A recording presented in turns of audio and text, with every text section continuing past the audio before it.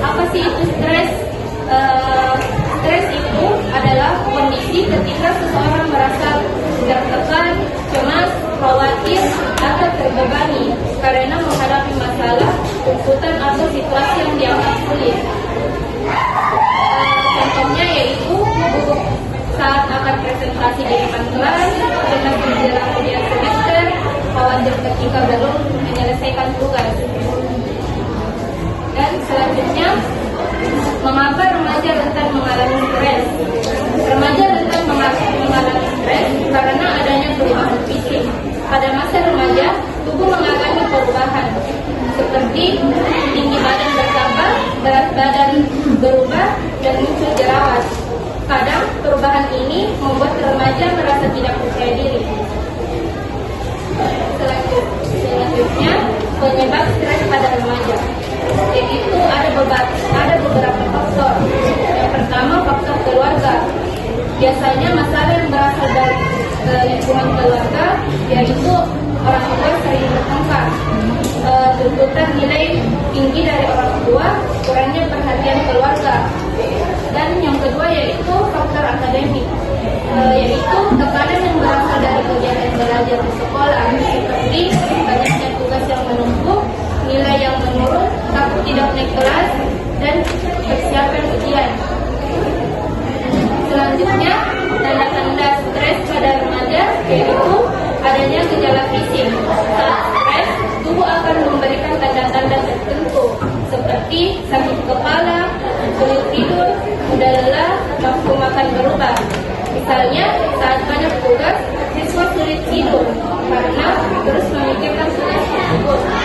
Gejala emosionalnya yaitu stres memengaruhi perasaan seseorang, seperti mudah marah, sedih tanpa alasan yang jelas, cemas berlebihan, dan gelisah.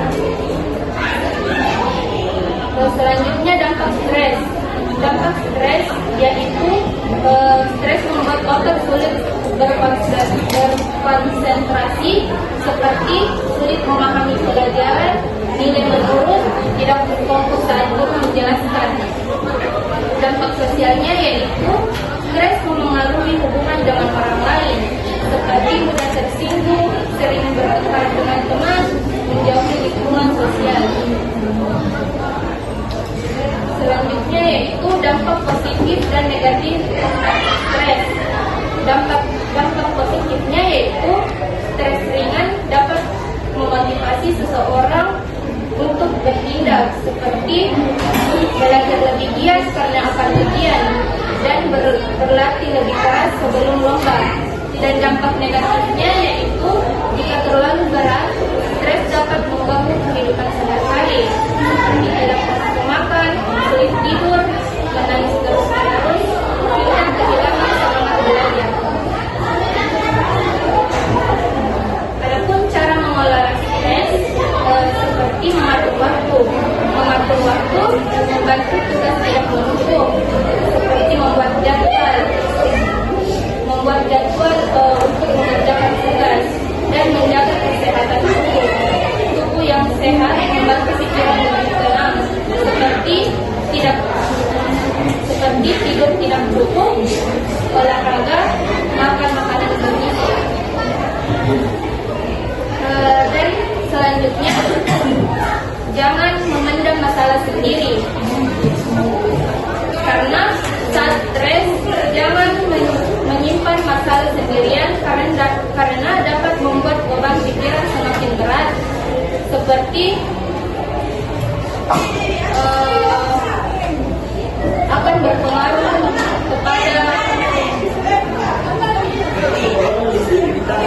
diri kalian sendiri.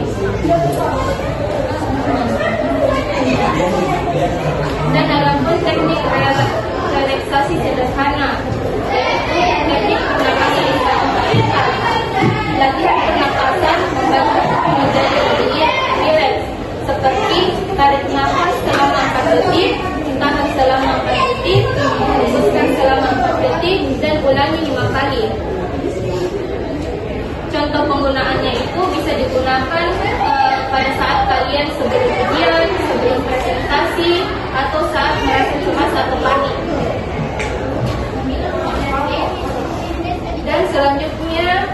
refleksi diri. Refleksi membantu siswa mengenali dirinya sendiri, seperti apa yang paling sering membuat saya stres, banyak tugas sekolah, bagaimana saya mengatasinya, saya membuat jadwal belajar, dan meminta bantuan teman jika tidak memahami pelajaran. Dan selanjutnya yaitu komitmen pribadi. Komitmen adalah janji kepada diri sendiri untuk berubah menjadi lebih baik. Seperti cara komitmen yaitu saya akan tidur sebelum jam 10 malam, saya akan mengurangi bermain HP saat belajar, saya akan berbicara kepada orang tua jika memiliki masalah, dan saya akan berolahraga minimal 2 kali seminggu. Dan kesimpulan pada materi yang telah saya paparkan yaitu stres adalah hal yang normal dan dapat dialami oleh semua orang. Namun stres harus dikelola dengan baik agar tidak mengganggu kesehatan, hubungan sosial, dan prestasi belajar. Dengan mengatur waktu, berpikir positif, menjaga kesehatan serta mencari dukungan dari orang lain, stres dapat diatasi dengan lebih baik. Baik adik-adik, sebelum saya mengakhiri kegiatan kali ini, saya ingin mengetahui sejauh mana pemahaman kalian tentang materi manajemen stres yang telah saya bahas. Dan saya akan memberikan beberapa pertanyaan kepada adik-adik sekalian yang ingin menjawab. Pertama, tidak perlu takut salah karena tujuan kita adalah bersama. Soal yang pertama, angkat tangan tadi siapa yang mau menjawab? Soal yang pertama, apa sih itu yang dimaksud dengan stres? Siapa yang mau menjawab?